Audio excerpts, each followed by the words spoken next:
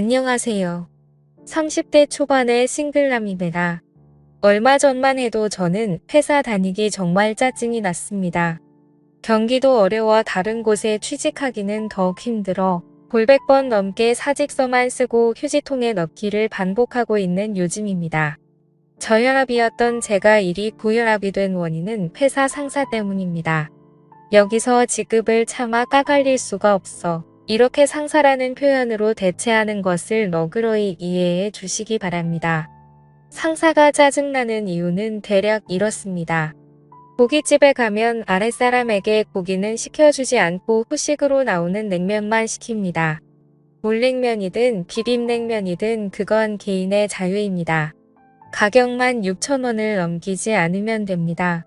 상사에겐 그게 가장 중요합니다. 심지어 회식 자리에 흔하다는 술도 없습니다.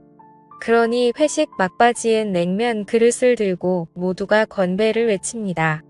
이를 보는 식당 직원들은 제 회사 사람들만 한심스럽다는 눈으로 쳐다봅니다. 그래서 저는 회식할 때마다 그런 회식 자리와 상사가 쪽팔립니다. 그래서 회식에 참여하기도 싫습니다. 상사는 오낙잔돌이라 10만 원이 넘어가게끔 회식 비용을 사용하지 않습니다. 그렇게 근검절약해서 사용하고 남은 금액은 자신의 개인 비용으로 사용을 하죠. 그 개인 비용이 어디냐면 자신이 바람 피우며 현재 만나고 있는 내연녀입니다. 내연녀와 마트에서 장보기 내연녀의 생활비 내연녀와의 데이트 비용으로 사용하는 것입니다. 또 늦은 새벽 문자를 보내 그날 있었던 일에 대한 트집을 잡습니다. 정작 어떠한 문제가 발생한 그 당시엔 많은 직원이 보는 그 앞이라 그런지 괜찮다며 다정하게 웃었던 양반이 아무도 없을 땐 헐크처럼 돌변합니다. 그러던 어느 날 상사에게서 전화가 걸려왔습니다. 그나마 제가 회사에 근무하는 직원 중 가장 고분고분하고 대답도 잘한다며 저를 자신의 집에 초대한 것입니다. 토요일 날 저녁이나 함께 하자면서요. 저는 그 자리에 나가기 싫었으나 상사가 오라는데 어떻게 합니까? 애써 웃는 얼굴로 알겠다며 튀어갔죠. 제 동료들은 이런 저를 보며 박쥐 같은 놈이라 험담했으나 어쩔 수 없었습니다. 식구들은 저만 바라보고 있고 경기는 어려워 다른 곳에 취직할 수가 없으니 더러워도 참고 견뎌야죠. 저도 다른 곳에 취직했다면 상사 얼굴에 물을 끼얹으며 야 그렇게 살지 마라 라고 욕을 바가지로 퍼부었을 겁니다. 그러나 현실은 그게 아니니 노예처럼 고분고분해야지 어쩌겠습니까? 그게 직장인의 현실입니다. 상사가 살고 있다는 집에 가니 정말 화려하고 좋더군요. 상사의 사모님께서도 저를 밝게 웃는 얼굴로 환영해 주셨습니다. 오늘 처음 보는데 그 미모가 장난이 아니더군요. 감탄사가 절로 나왔습니다. 상사와 상사의 사모님은 잡채와 불고기 갖가지 반찬이 잔뜩 깔린 넓은 대리석 식탁으로 저를 안내하며 맘껏 먹으라고 했습니다. 저는 상사에게 물었지요. 오늘이 무슨 날이냐고 말입니다. 그러자 상사가 대답하려는 것을 상사 사모님이 중간에 가로막으며 이렇게 말하는 겁니다. 자기 남편이 회사에서 가장 신뢰하는 사람을 이번 주말 집으로 초대해 함께 식사라도 하자고 했던 겁니다. 오늘이 상사님 생일이었거든요. 저는 이렇게 내조를 잘해주는 사모님이 있어 상사가 내심 부러웠습니다. 그런데 상사와 상사 사모님이 둘러앉아 식사하는데 상사님의 스마트폰이 자꾸 울리는 겁니다. 상사는 식은 땀만 흘리고 있었죠. 순간 저는 직감했습니다. 상사가 만나고 있는 내연녀의 전화구나라고요. 상사는 한두 번 울리고 말 것이라던 자신의 스마트폰이 계속 울리자 연락을 받지 않았습니다. 받기가 난처했겠지요. 그런데 사모님이 이를 수상하게 여겨 전화를 걸어보라고 하자 상사는 매우 난감해 하더군요. 저는 그 틈을 이용해 잽싸게 사모님께 말했습니다. 지금 전화하신 분은 본부장님이시고 아마도 며칠 전 있었던 타 업체와의 계약 문제로 부장님을 찾는 것이라고 말했습니다. 미워도 제 상사이니 편을 들어줘야지 어쩌겠습니까? 사모님은 제 말을 신뢰하며 자신의 남편을 회사로 보냈습니다. 상사가 이곳을 급히 나서며 사모님 모르게 제게 윙크하네요. 처음으로 상사에게 칭찬이란 걸 받았습니다. 사모님께는 죄스러웠지만요. 그렇게 상사가 떠나고 상사의 집엔 상사의 사모님과 저 이렇게 둘만 남아 있었습니다. 그렇게 우리는 여러 이야기를 나누며 식사를 마쳤고 저는 남의 집에 오래 머문다면 실례라고 생각했기에 그만 일어서려고 했습니다. 그러자 사모님이 제게 할 말이 있다면서 저를 다짜고짜 거실 소파에 앉히는 겁니다. 잠시 후 사모님이 다과상을 차려왔고 저는 사모님과 진지한 이야기를 나누었습니다. 사모님은 자신의 남편이 바람을 피우고 있다는 것을 이미 알고 계셨습니다. 둔한 상사만 이를 몰랐던 것이었죠. 사모님께서는 남편이 가장 신뢰가 많은 회사 아랫사람 중 한 명을 이곳으로 부른 이유는 남편의 바람 유무를 직접 물어보고 남편의 내연녀에게 전화가 오는 것을 알면서도 간을 본 이유도 이 때문이고요. 사모님의 머리가 비상하다는 것은 이때 알았습니다. 남편이 나쁜 놈이라는 것은 알고 있었으나 그런 사람이 신뢰하는 사람이라면 거짓말은 하지 않을 거라 확신해서랍니다. 그러니 저를 보며 이렇게 추궁했습니다. 지금 전부 다 알고 있습니다. 남편이 내연녀에게 전화가 오는 것을 지금 제 남편이 만나러 가는 사람은 회사 본부장이 아니고 그의 내연녀 맞죠? 라고 말입니다. 알고 있었지만 확실하게 알고 싶었나 봅니다. 저는 잠시 고민하다 사모님 얼굴을 보며 고개만 끄덕였습니다. 사모님은 제 손을 붙잡고선 거짓말하지 않고 솔직하게 얘기해줘서 고맙다고 하더군요.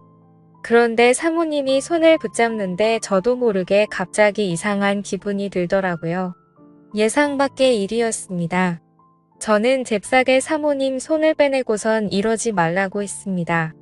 사모님은 의아스러운 표정으로 얼굴이 붉어진 채 어쩌지 못하는 저만 보더니 그때서야 이유를 알았는지 민망해 하셨습니다. 그렇게 서먹했을 때 상사에게서 문자가 왔습니다. 지금 나왔지? 전화할 수 있나? 라고 말입니다. 이를 보던 사모님은 이미 밖에 나왔고 집안에 사모님 혼자 계실 거라며 저는 집으로 가는 중이라고 둘러대라고 하셨습니다. 저는 상사에게 전화를 걸어 사모님이 시키는 대로 했습니다. 상사는 오늘 잘했다며 내일은 주말이니 푹 쉬고 월요일 날 회사에서 보자며 저와의 통화를 마쳤습니다. 그리고 사모님 폰으로 상사로부터 전화가 걸려왔습니다. 사모님에게 전화를 건 상사는 회사에 급한 일이 있어 오늘은 못 들어올 것 같다고 했죠. 사모님은 모든 것을 다 알면서도 아 그래? 라며 모른 척 수긍했습니다. 저와 사모님께 전화하며 불러대기 바쁜 상사만 보니 참 부지런하다는 생각이 들었습니다. 회사에서는 그리 굼뜨고 게으른 양반이 말입니다. 저는 상사가 이해되질 않았습니다. 어떻게 이런 미모의 조강지처를 버리고 그저 그렇게 생긴 어린 여자랑 놀아날 수 있는지 말입니다. 저는 그래서 사모님만 빤히 쳐다봤습니다. 나이에 맞지 않게 어려 보이는 얼굴과 젊은 사람도 울고 갈 몸매는 어떻고 전체적으로 느껴지는 원숭미가 예술이었습니다. 상사와의 전화를 끝마친 사모님은 결국 제 앞에서 눈물만 터뜨리셨고 사모님은 제 앞에서 이런 추태를 보여 미안하다며 그만 가보라고 하셨습니다. 저는 차마 이곳에서 갈 길이 떨어지지 않았습니다. 남편이 어린 여자와 바람이 나서 혼자 이 넓은 집안에 있어야 하는데 어떻게 매정하게 나갈 수가 있었겠습니까? 저는 그런 사모님의 처지가 딱하게 여겨졌습니다. 게다가 사모님에겐 자식도 없었습니다. 상사와 사모님은 아이를 가질 수 없는 몸이었지요. 두 분 다 불임이었나 봅니다. 자세한 건 모르겠지만요. 사모님은 괜찮다며 어서 가보라는 말만 했습니다. 저는 그렇게 무거운 발걸음을 일으켜 현관으로 이동했습니다. 사모님이 뒤에서 저를 따라오며 훌쩍거리네요. 마음 같아서는 그 눈물을 닦아주고 싶지만 사모님이 제 안 사람은 아니잖아요. 남의 여자에게 그러면 오해받을 수 있겠죠. 저는 현관문을 열고선 잠시 뒤돌아 사모님께 오늘 저녁 잘 먹었습니다. 라고 정중하게 고개 숙인 뒤 그 집에서 나왔습니다. 그러자 현관문 너머에서 점점 커지는 사모님의 울음소리가 제 귀에 선명하게 들려왔습니다. 차마 발길이 떨어지지 않았습니다. 저는 한참을 머뭇거리며 서 있다가 현관문을 급히 두드렸습니다. 사모님, 잠시 문 좀 열어주시겠어요? 제가 가방을 두고 나온 것 같습니다. 주저앉아 오셨던 사모님은 힘겹게 일어서 현관문을 열었고 저는 그런 사모님을 한참 동안 쳐다보았습니다. 아주 한참 동안이요. 사모님이 손등으로 눈물만 훔치며 의아스러운 얼굴로 왜 그러냐? 묻는데 저는 그런 사모님에게 제 마음 가는 대로 행동하고야 말았죠. 제가 왜 그랬는지 저도 잘 모르겠습니다.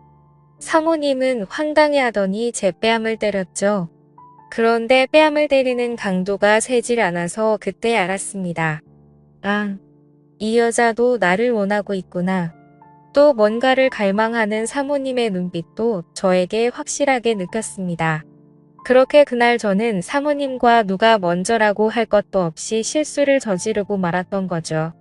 저도 그날은 상사와 마찬가지로 제 집에 들어가지 않았습니다. 다음 날 상사가 자신의 사무실로 저를 불렀습니다.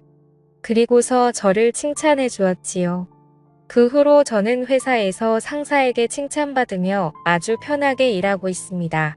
그리고 상사가 집을 비울 때마다 사모님과 연인이 된 것처럼 즐거운 시간을 함께 보내며 사랑을 키워나가고 있네요. 알고 있습니다.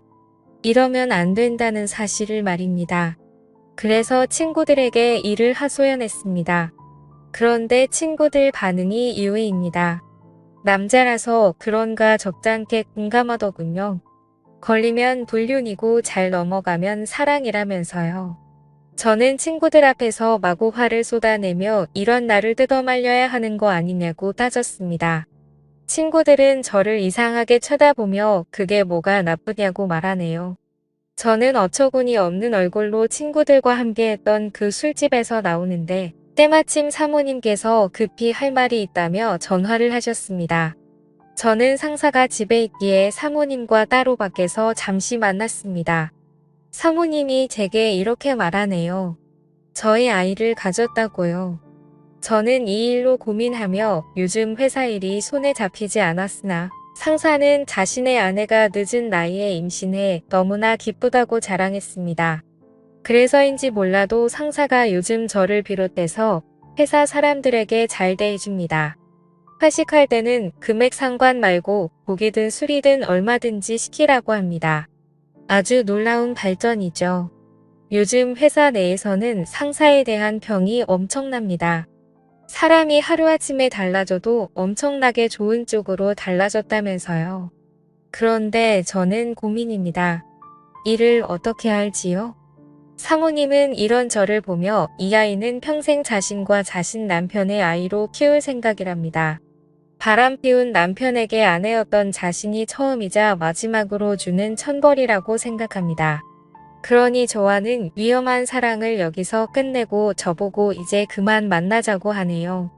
제가 주었던 것은 사랑이 아니라 동정이었다면서요.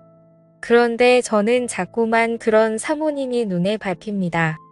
애초에 시작하지를 말 걸 왜 제가 사모님께 마음을 주었을까요? 그리고 그 아이는 왜 이런 불길한 마음을 주었을까요? 그리고 그 아이는 왜 이런 불행에 휩싸여야만 하는지 이 모든 게 제 탓인 것만 같아서 마음이 안 좋네요. 제가 어떻게 하는 게 좋을지 현명한 조언 댓글로 부탁드립니다.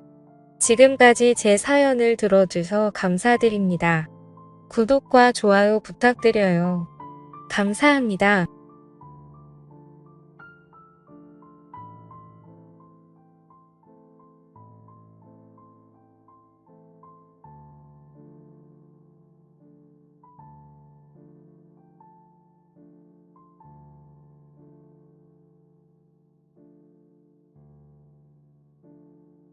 안녕하세요. 저는 아내와 1년 전 이혼을 한 뒤 조그마한 사업체를 운영하게 되었는데 그 사업의 입소문으로 퍼져 대박이 나는 바람에 인생 역전이 되어버린 30대 남자입니다. 아내는 제가 사업만 하면 망해버리니 저하고는 못 살겠다고 매일 저를 들들 볶다가 집에 안 들어오는 날이 점점 잦아지더니 다른 남자와 바람이 나서 집을 나가버리고 말았습니다. 바람기 많은 여자인데다가 제가 힘들어할 때 곁에 있어주지 않으니 아내와 평생을 함께 하기 힘들다는 생각을 하고 있었을 때쯤 집을 나간 아내는 이혼 서류를 등기로 보냈더군요. 그렇게 아무 말도 없이 이혼 서류만 보냈길래 어이가 없었지만 그 서류에 도장을 찍어주고 아내와 허무하게 이혼을 하게 되었습니다. 바람나서 도망간 아내는 이혼한 지 1년이 지났을 무렵 제가 대박이 났다는 소문을 들었는지 어느 날 아내는 저에게 만나자고 전화가 오더군요. 아내를 만나러 나가보니 그 예뻤던 모습은 사라지고 완전 노숙자가 다 되어 있었습니다. 제비족 같은 양아치를 만나 제가 줬던 돈도 다 빼앗기다시피 하고 이 남자 저 남자 만나다가 한 남자의 아이를 갖게 되었는데 믿었던 남자는 알고 보니 유부남이었고 뱃속의 아이는 못 키우겠다고 도망갔다고 하더라고요. 그동안 저한테 바람 피웠던 것을 용서해달라며 다시 받아달라고 사정을 했지만 아무리 생각해도 받아줄 수 없기에 아내에게 미안하지만 그건 절대 안 될 것 같고 뱃속에 아이가 없다면 이 자리에서 일어나고 싶지만 아이가 있으니 조그마한 아파트와 아이 낳고 일하기 전까지만 쓸 수 있을 정도의 돈만 주겠다고 말을 해주었습니다. 그 말을 들은 아내는 당신같이 착하고 다른 사람을 배려할 줄 아는 남자가 없는데 왜 내가 한순간의 실수로 그랬는지 모르겠다며 눈물을 흘리더군요. 아내에게 할 수 있는 도리는 다 했으니 더 이상 찾아오지 말라고 말을 해주었고 집으로 돌아왔습니다. 아내에게 아직 화가 풀리지 않은 것도 있지만 제 마음속에는 다른 여자가 이미 들어와 있기 때문인지도 모르겠어요. 저희 집 앞집에는 초등학교 1학년 정도 돼 보이는 아이를 한 명 데리고 사는 예쁜 여자가 살고 있는데 그 여자는 정확하게는 모르지만 30대 초반 정도 돼 보였고 제 눈에는 빼어난 미모를 자랑하고 있었으며 베이글녀 스타일에다가 약간 요염한 눈빛을 가진 여자였습니다. 남편과 같이 살고 있는 것 같지는 않았고 간혹 그 집에는 남자들이 몇 번 왔다 갔다 하는 걸 본 적이 있긴 한데 정확히 누군지는 모르겠더라고요. 약간 베일에 쌓인 앞집 여자입니다. 저는 앞집 여자 생각에 잠 못 이룬 날들이 점점 많아졌고 그 여자 생각만 하면 저는 아무것도 할 수 없을 만큼 정신을 차릴 수가 없을 정도예요. 저는 그 여자에게 가까이 다가가기 위해 혼자만의 작전을 짜기 시작했습니다.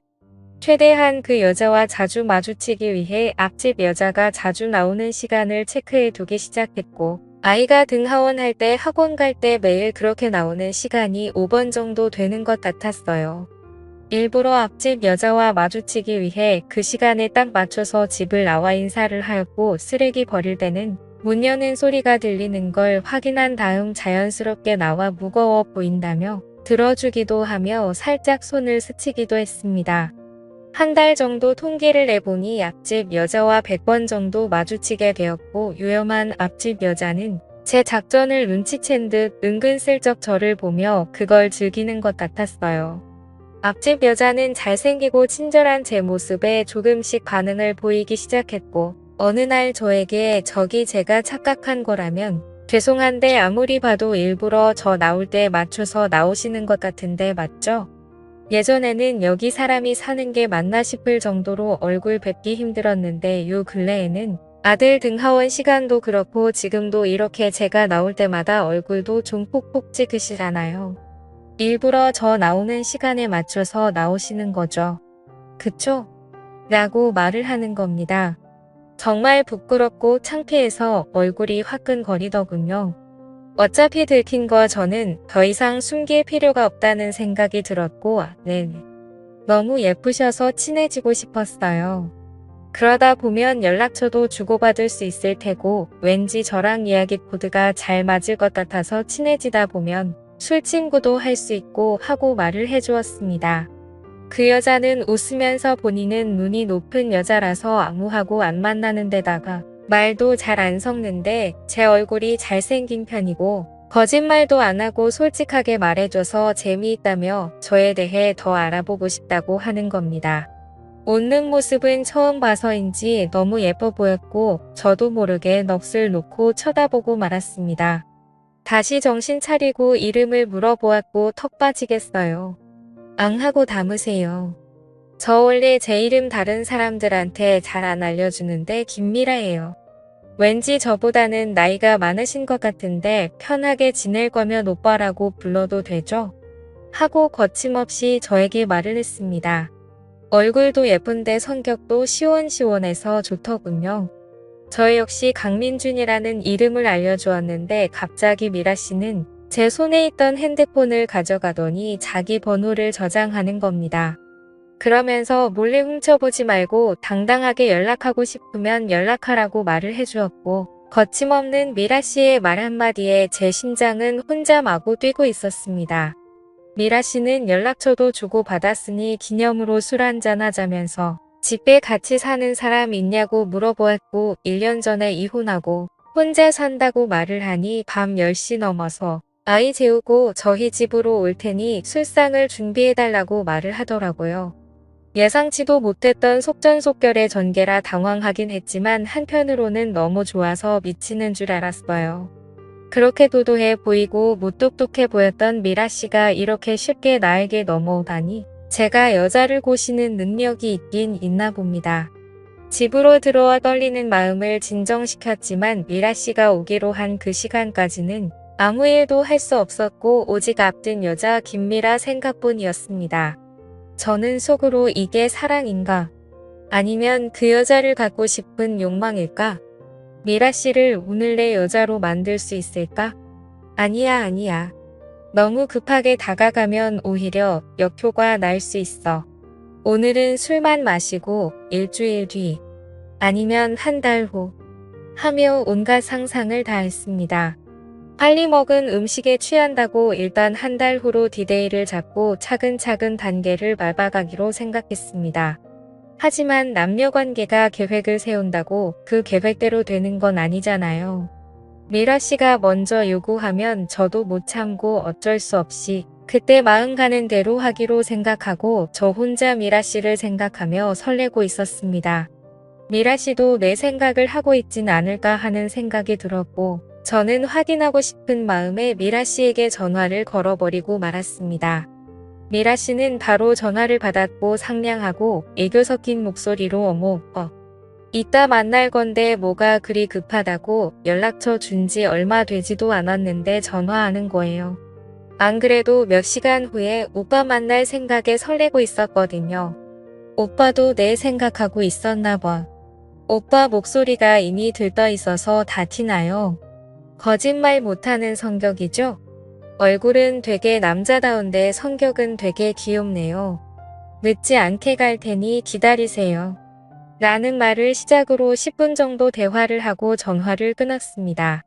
목소리만 들어도 이렇게 떨리는데 막상 만나면 저도 모르게 마음이 돌변할까 봐 조심하고 또 조심하자는 생각이 들었고 혼자 사는 집이라 집이 너무 지저분해 보여 미라 씨를 맞이하기 위해 청소를 하며 정리를 하기 시작했습니다. 저는 미라 씨가 뭘 좋아하는지 몰라서 집에 있는 음식들과 모든 술을 다 꺼내 미라 씨와의 첫 만남을 기다리고 있었습니다. 밤 10시 20분쯤 현관 벨소리가 울렸고 저는 그 소리를 듣자마자 총알같이 달려나가 문을 열어주었는데 미라 씨를 보고 저도 모르게 깜짝 놀랐습니다. 평소 봐왔던 미라 씨가 아니더라고요. 검은색 짧은 원피스 차림이었는데 쭉 뻗은 각선미는 상상을 초월할 만큼 아름다웠고 평소에는 늘 헐렁한 바지를 입고 다녀서 몰랐는데 그렇게 예쁜 모습을 가진 여자인지는 몰랐거든요. 얼굴은 화장을 한 듯 안 한 듯 연하게 했는데 그 모습이 더 예뻤고 섹시하면서 지적이고 청순한 모습이었습니다. 헤어스타일 역시 평소와 다르게 머리카락을 질끈 뒤로 묶었는데 그 모습 역시 정말 예뻤습니다. 제 심장은 더 빨리 뛰기 시작했고 미라 씨에게 지금까지 봐온 미라 씨의 모습 중에 최고로 아름답다고 말해주었어요. 아 부끄럽게 오빠 고마워요. 원래 그런 말 결혼 전에 많이 듣긴 했어요.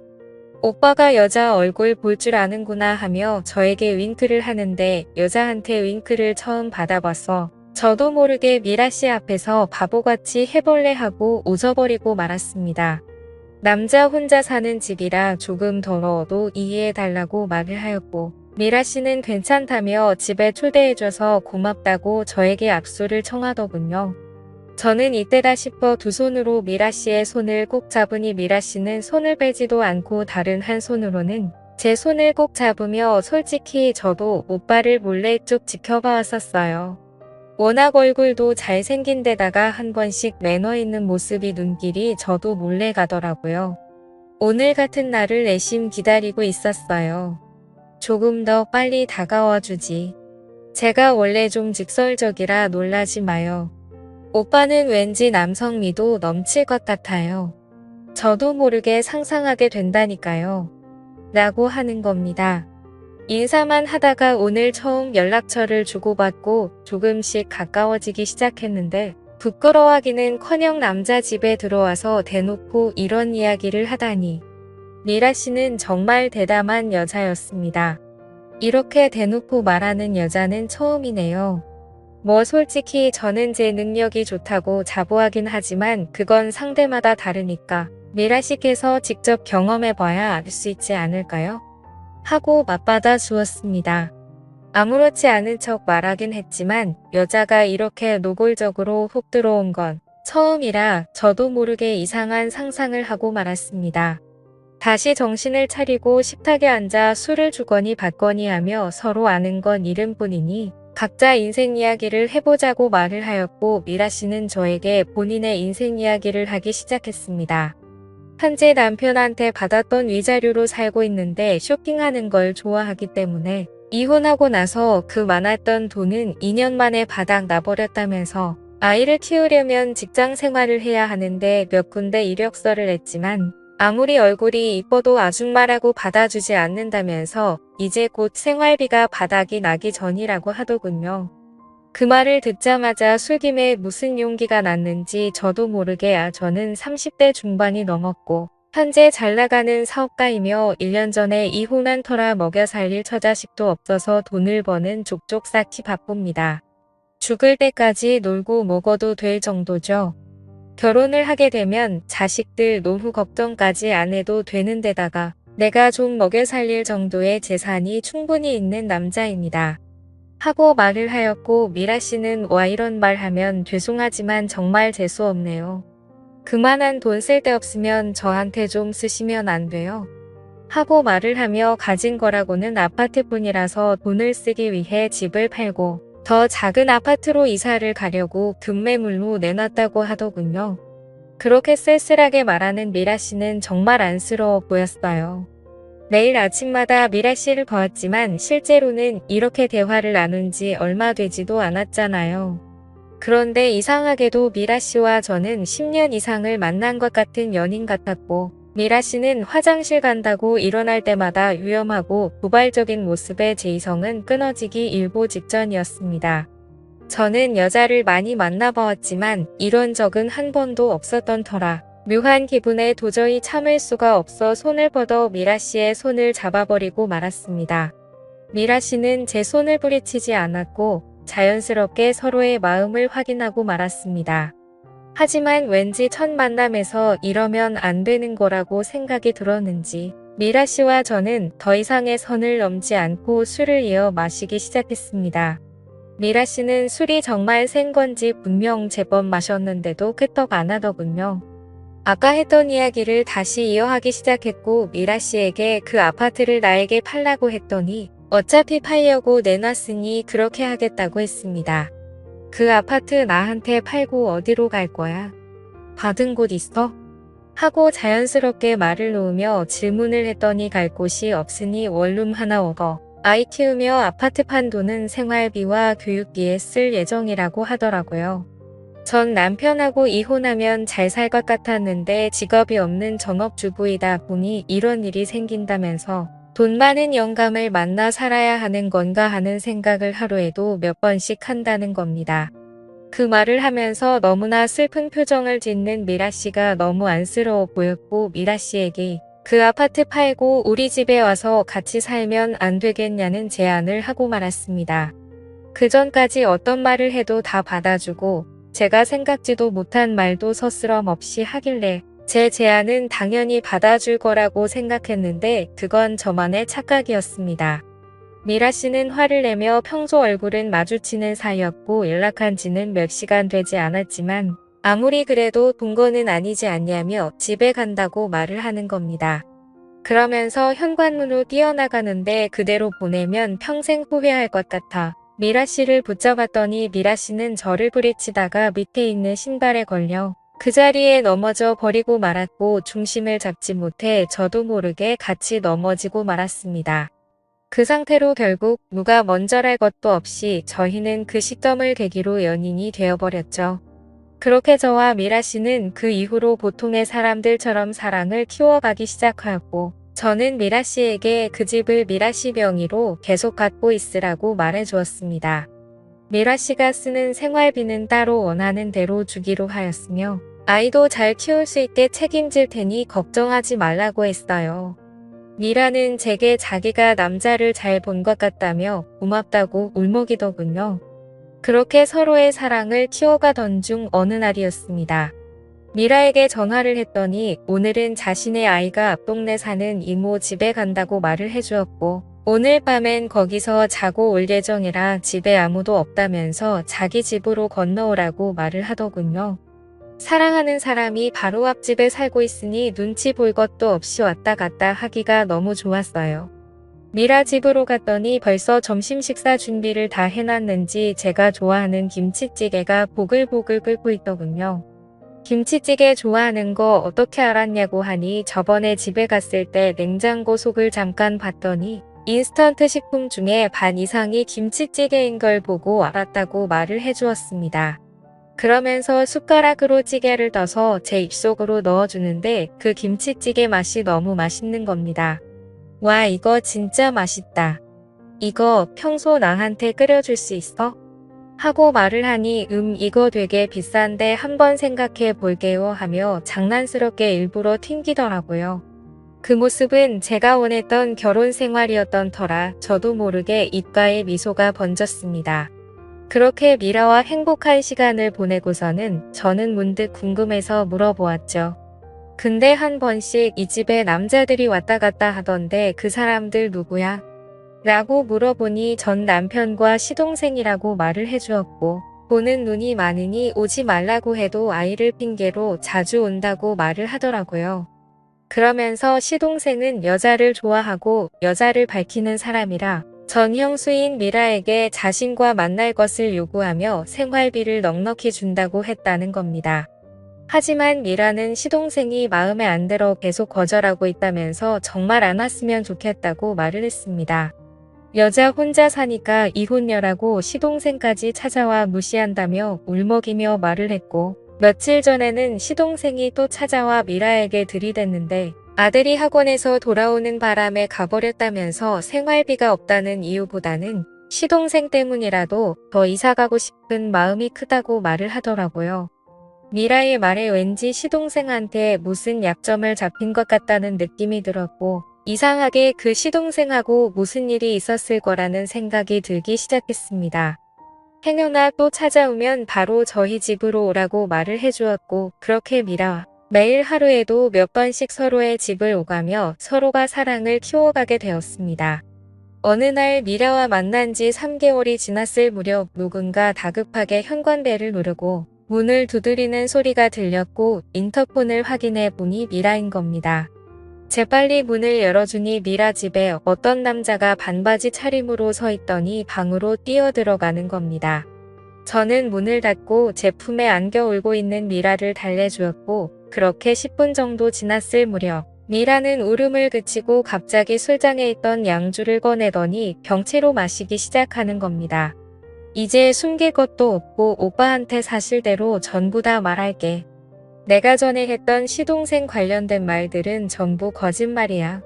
사실은 결혼 중에 시동생이랑 술을 마시다가 술에 너무 취해버려서 원치 않게 실수를 해버렸다고 하더군요. 그리고 시동생은 그걸 약점으로 잡고 지금까지 이혼한 몇 년 동안 계속 나한테 만남을 요구하면서 괴롭히고 있다고 했습니다. 전 남편이랑 사이가 정말 좋았는데 시동생이랑 바람을 피우다 들켜버려서 결국 이혼하게 된 거라고 말이죠. 계속 친정에 알리겠다고 일주일에 서너 번은 찾아와서 요구하는데 전 남편한테 아무리 말해도 시동생은 뭐라고 구슬렸는지 듣지도 않는답니다. 그러고는 저는 자신의 말을 믿어줄 것 같아서 솔직하게 말하는 거라면서 미안하다고 하더군요. 미라의 말을 들은 저는 화가 치밀어 올랐습니다. 그리고 미라에게 너무 미안해하지 말고 진정하고 있으면 지금 당장 미라 집으로 가서 그놈과 대면해서 해결해 주겠다고 말을 하고 집을 나섰습니다. 그렇게 미라 집을 들어가서 시동생을 불렀더니 뭐가 그리 당당한지 어깨 쫙 펴고 얼굴을 내밀더군요. 그런데 그 시동생은 어디서 많이 본 듯한 얼굴이었고 기억이 날 듯 말 듯하며 머리를 쥐어짜며 생각하고 있었는데요. 민준이 형님 아니세요? 저요 저 철민이 하고 저에게 인사를 건네는 겁니다. 알고 보니 중학교 후배였고 문문회에서 몇 번 봤던 여성인 겁니다. 저는 철민이에게 미라랑 2달 후에 결혼할 계획이니 이제 그만 네 형수 괴롭히지 말고 좋게 말할 때 주변에 얼쩡거리지도 말라고 말을 했습니다. 그러자 철민이는 형수도 좋아해서 그런 건 줄 알았다며 정말 죄송하다고 저에게 연신 사과를 하며 형수에게 사과하고 싶다고 말을 하더군요. 철민이는 미라를 보자마자 무릎을 꿇고 수없이 용서를 빌었고 뺨을 때리고 발길질을 하며 열심히 때릴 줄 알았던 미라는 동서와 아이랑 행복하게 잘 살라며 다시는 그런 나쁜 짓 하지 말라고 말을 하곤 철민이를 돌려보내더군요. 근데 뭔가 이렇게 말도 안 되게 후배를 갑작스럽게 만난 것도 이상하고 미라가 이렇게 아무렇지 않게 넘어가는 모습이 뭔가 석연치가 않았습니다. 이게 바로 며칠 전 일인데 뭔가 찜찜한 마음이 영 가시질 않네요. 그 후배 녀석도 제가 사업에 성공했다란 건 잘 아는 상태였었거든요. 그래서 돈 때문에 혹시 의도적으로 접근한 건 아닌가 하는 생각이 듭니다. 제가 어떻게 하면 좋을까요? 미라를 믿고 지금처럼 결혼을 밀어붙여도 될지 고민이 되네요. 현명한 조언 댓글 부탁드립니다. 감사합니다.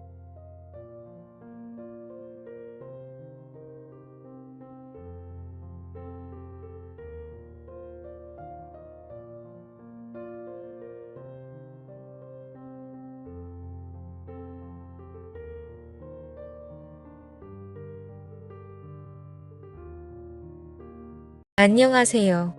다시금 취업 시즌이 다가오고 있네요.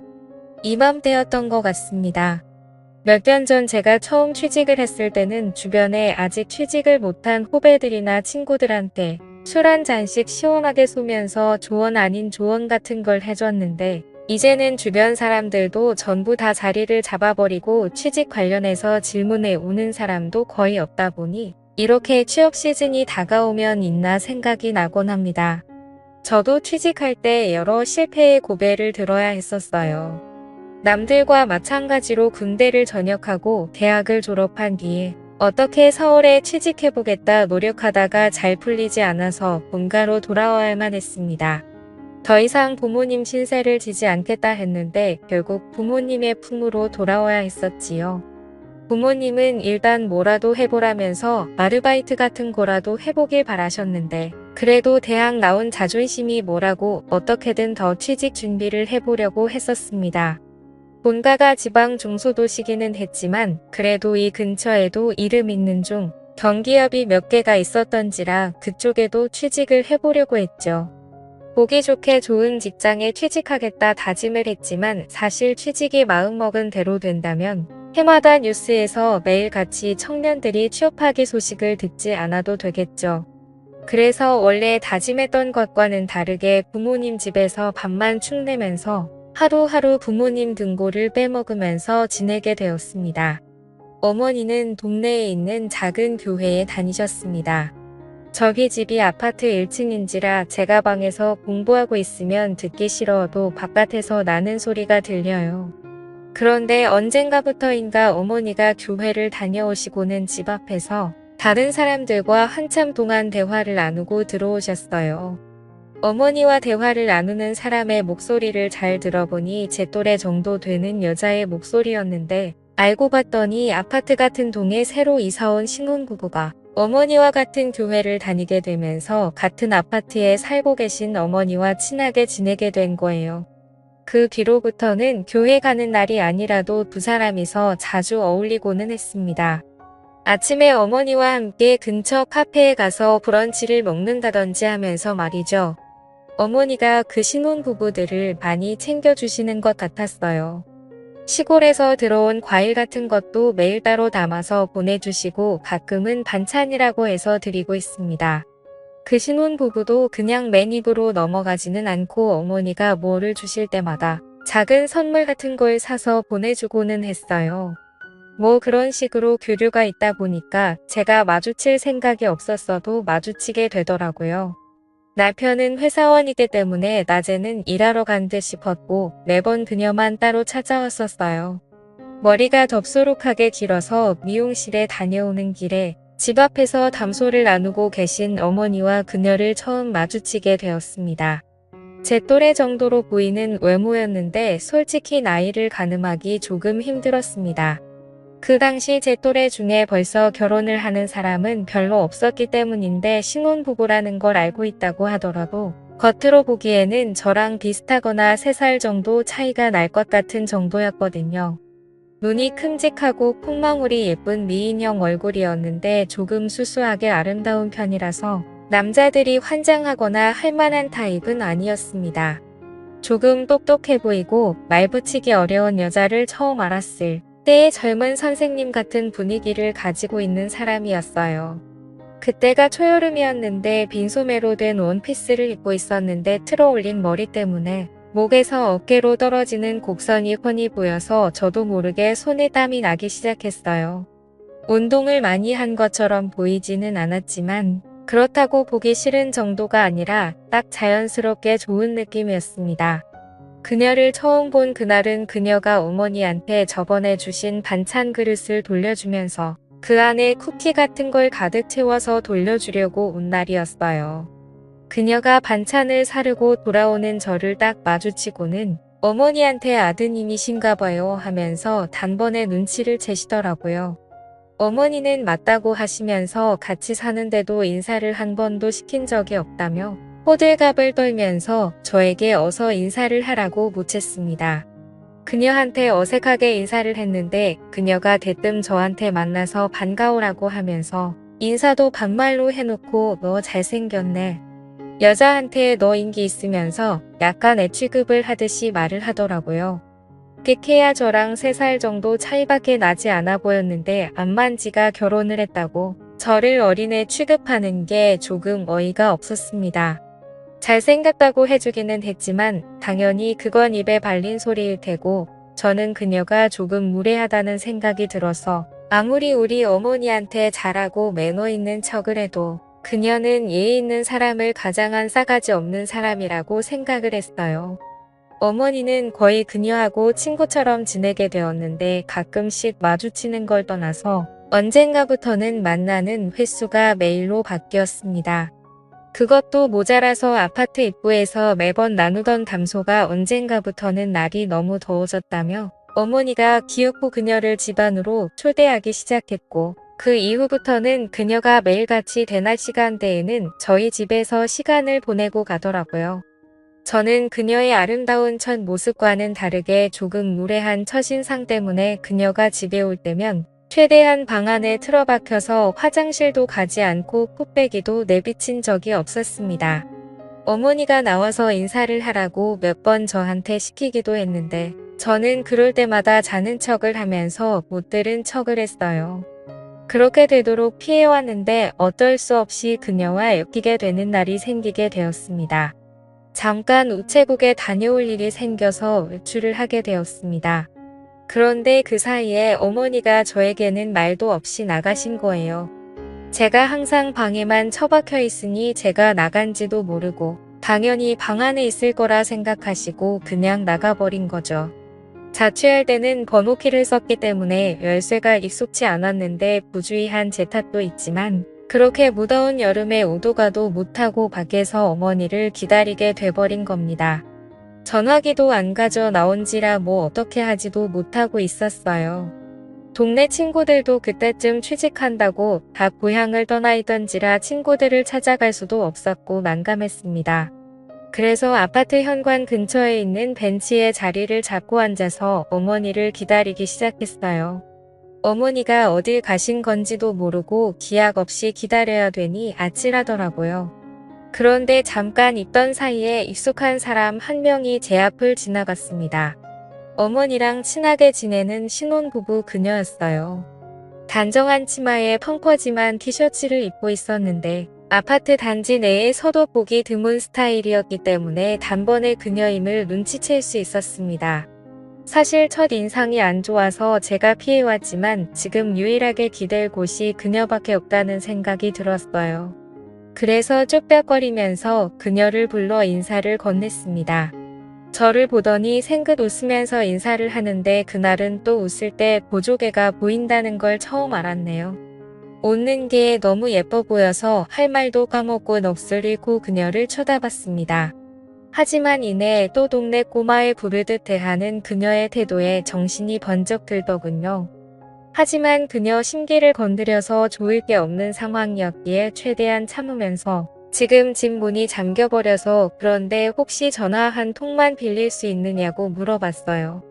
저는 오도가도 못하는 상황이라 어이가 없는데 그녀는 제 상황이 뭐가 그렇게 재밌는지 깔깔거리며 웃으면서 제 등 쪽을 찰싹찰싹 치더라고요. 또 그런데 막상 요 근래 취직 준비하면서 여자랑 이렇게 가까이서 터치가 있던 게 언제 있던가 싶어서 괜히 기분이 묘해지기도 했습니다. 그녀는 흔쾌히 가방 안에서 전화기를 꺼내 저한테 빌려줬어요. 깜짝 놀란 게 핸드폰 배경화면 사진이 그녀가 바닷가에서 수영복을 입고 찍은 사진이더라고요. 그녀도 그걸 생각도 못한 건지 흠칫하면서 얼마 전에 여름휴가 다녀와서 찍은 사진인데 마음에 들어서 그런 거라며 애써 상황을 모면하더라고요. 아무튼 덕분에 어머니와 통화가 되었는데 어머니는 어쩌냐 하시면서 멀리 나와서 오늘 저녁 늦게나 들어간다고 어디 가 있을 때 있으면 가 있으라고 그러고 대충 전화를 끊었습니다. 제가 가 있을 곳이 없어서 절망적인 표정으로 전화를 끊었는데 그녀가 그걸 눈치를 챘나 봐요. 저한테 어디 갈 곳이 없어서 밖에 이러고 있냐고 물어봤어요. 하는 수 없이 그렇다고 대답을 했습니다. 그녀가 어머니와 서로 친하게 지내는 사이인 걸 떠나서 어쨌든 신혼살림 차린 지 얼마 안 된 새댁인데 집에 저 같은 젊은 남자를 들이는 게 부담이 되긴 했는지 잠깐 고민을 하는 것 같더라고요. 그러더니 그녀가 결심을 했는지 날씨가 이렇게 더운데 밖에 어떻게 어머님이 그래도 오시긴 오신다니 그때까지 자기 집에 가 있자고 하면서 제 손을 잡아 끌었습니다. 자존심 같아서는 그냥 무시하고 밖에서 죽치고 기다리겠다 해도 되었지만 그녀도 그 결정을 내리기까지 고민을 많이 했던 것 같고 어머니와 사이가 좋은 사람인데 그 성의를 제가 무시하는 건 아니라고 생각했습니다. 모르긴 몰라도 그녀도 제가 그녀를 일부러 피했다는 걸 어렴풋이 눈치는 채고 있었을 텐데 괜히 제가 거절했다가는 어머니의 인매까지 제가 망쳐버리는 게 아닌가 싶어서 그녀의 호의를 받아들이기로 했어요. 앞장서서 집으로 향하고 있는 그녀 뒤를 따라갔는데 여름 햇살이 얼마나 뜨거운지 틀어올려 묶은 그녀의 머리 뒤로 땀방울이 송골송골 맺힌 목덜미가 보이더라고요.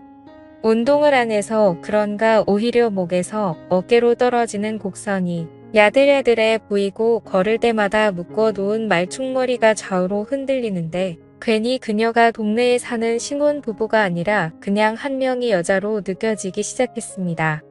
뭐 어떻게 해보겠다는 게 아니라 그만큼 저도 긴장이 되었다는 이야기예요. 그녀를 따라 걷다가 그녀의 아파트 앞에 도달했고 엘리베이터에 같이 몸을 실었습니다. 이 좁은 밀폐된 공간에서 그녀의 향수 냄새와 샴푸 냄새 그리고 약간의 땀 냄새가 섞여서 그런가 괜히 긴장이 되었습니다. 침을 꿀꺽 삼키는 소리가 들릴 것만 같아서 조심조심하게 되었어요. 가만 생각해보니 이 시간이면 남편 되는 사람은 아직 회사에 있을 텐데 아무도 없는 빈집에 단둘이 있게 된다는 생각이 들기 시작하니 더 떨리기 시작했습니다. 집 안을 들어가니 신혼부부답게 깔끔하게 잘 해놨더라고요. 소파로 저를 안내해주고는 TV를 틀어주는데 채널을 이리저리 돌리더니 애들이 보는 만화 채널을 틀어주었습니다. 저번부터 그렇고 이 여자가 나를 아주 우습게 보는 게 아닌가 하는 생각이 들기도 했고, 여차하면 내가 애가 아니라 남자로 보이게 세게 나가야겠다는 생각이 들기도 했네요. 어떻게 내 남자다움을 보여줘야 되나 상상하고 있는데 그녀가 우유랑 과자를 내왔습니다. 그리고는 제 옆에 앉았는데 방으로 데려가는 상상을 하고 있었는데 그녀가 어려워하는 느낌도 없이 제 옆에 앉으니 제가 하던 상상이 무색하게 엄청나게 긴장이 되기 시작했습니다. 그래서 어색한 채로 과자나 주워 먹고 있었는데 그녀가 저한테 이것저것 물어보기 시작했어요. 여자친구는 있냐, 잘생겨서 인기가 많겠다 하면서 말이죠. 그래도 그녀는 나름대로 저와 그녀의 어색한 관계를 해결하기 위해 노력하는 것처럼 보였어요. 저를 대체 몇 살로 봤길래 저러고 있나 싶은 생각도 들었는데 그녀가 아까 밖에서 흘렸던 땀 때문에 벙벙한 티셔츠가 몸에 달라붙어서 묘한 분위기를 내고 있었습니다. 그녀의 어깨선에만 신경을 쓰고 있었는데 또 다른 매력을 발견하니 그녀가 나를 내 나이에 맞지 않게 보던 말던 더 이상 화도 나지 않고 차라리 그녀가 제 앞에 이렇게 방심하고 있는 게 더 좋구나 하는 들었어요. 그러는 와중에 또 괜히 이 집에 그녀와 저 둘뿐이라는 게 오히려 저를 더 긴장되게 만들었습니다. 그래서 저도 모르게 고개를 숙였는데 한여름의 집이라고 그녀가 양말도 신지 않은 채 맨발이더라고요. 새하얗고 길다란 발가락이 눈에 들어오니 이거 뭐 고개를 내려도 올려도 시선을 어디다 둬야 할지 모르겠더라고요. 엄청 찰나의 순간이었는데 어쩌다 보니 그녀도 저의 시선을 눈치챈 것 같았습니다. 한참 저한테 시덥잖은 질문들을 물어보고 있었는데 그녀가 침을 깊게 삼키는 소리가 저한테 들릴 정도로 크게 났고 그 이후로 그녀도 더 이상 말을 잇지 못하고 정적만 흐르고 있었어요. 그녀가 어떻게 분위기를 전환해 보려고 한 건지 과자 좀 더 덜어오겠다며 자리에서 일어났는데 갑자기 그녀가 제 위로 풀썩 쓰러졌습니다. 보니까 다리에 쥐가 났다고 굉장히 아파하고 있었어요. 아마 저 때문에 긴장해서 그런가 갑자기 일어나면서 근육이 놀랐던 것 같습니다. 그녀가 제 위에 겹쳐져 있는데 다리가 아프다고 이러지도 못하고 저러지도 못하고 있으니 저도 괜히 몸을 움직일 수가 없더라고요.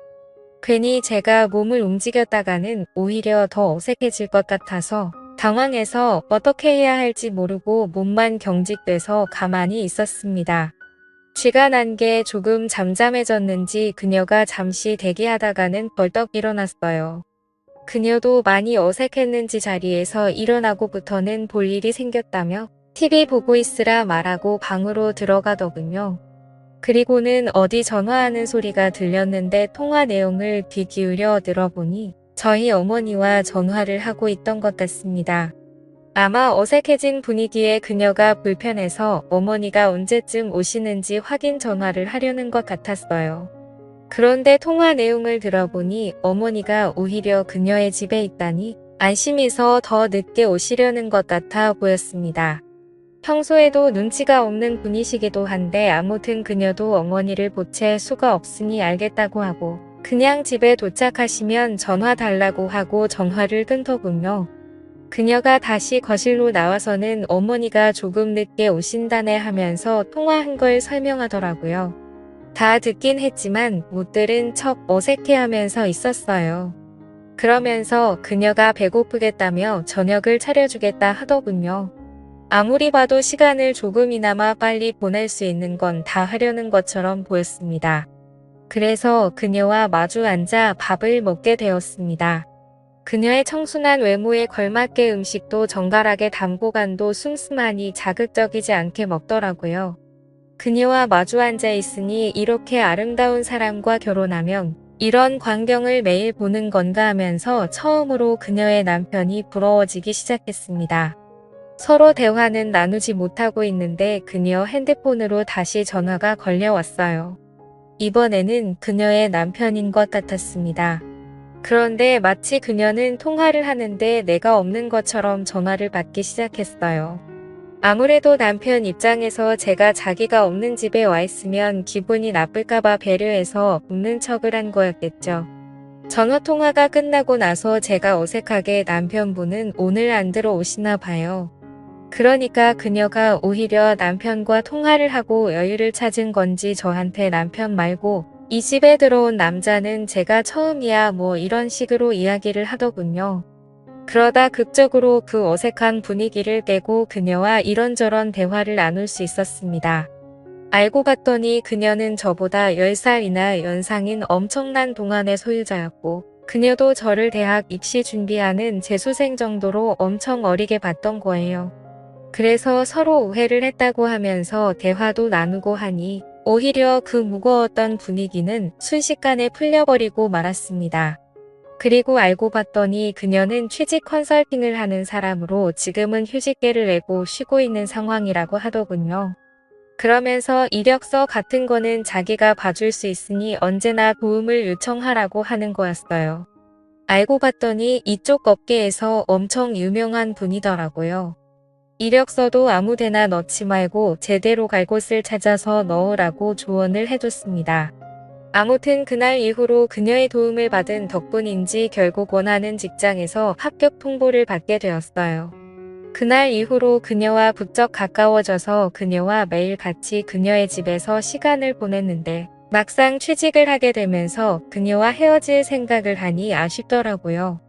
저도 명절 때나 부모님 집에 내려왔는데 그때는 당연하게도 그녀를 만날 수 없었습니다. 그렇게 자연스럽게 연락이 끊기게 되었고 현재는 그녀가 이사를 가서 어디서 뭐라고 지내고 있는지 알지도 못하는 상황이에요. 지금 생각해보면 현재 저를 있게 한 건 그녀의 도움이 컸는데 변변찮은 감사의 말도 못 전하고 지금은 연락도 되질 않으니 혹시나 이 사연을 들었다면 제가 항상 고마워하고 잊지 않고 있다는 걸 알아주셨으면 좋겠네요. 또 찾아주셔서 감사합니다. 매일 새롭고 흥미로운 사연으로 찾아뵙겠습니다. 구독과 좋아요 잊지 마시고 다음 사연으로 다시 찾아뵙겠습니다. 감사합니다.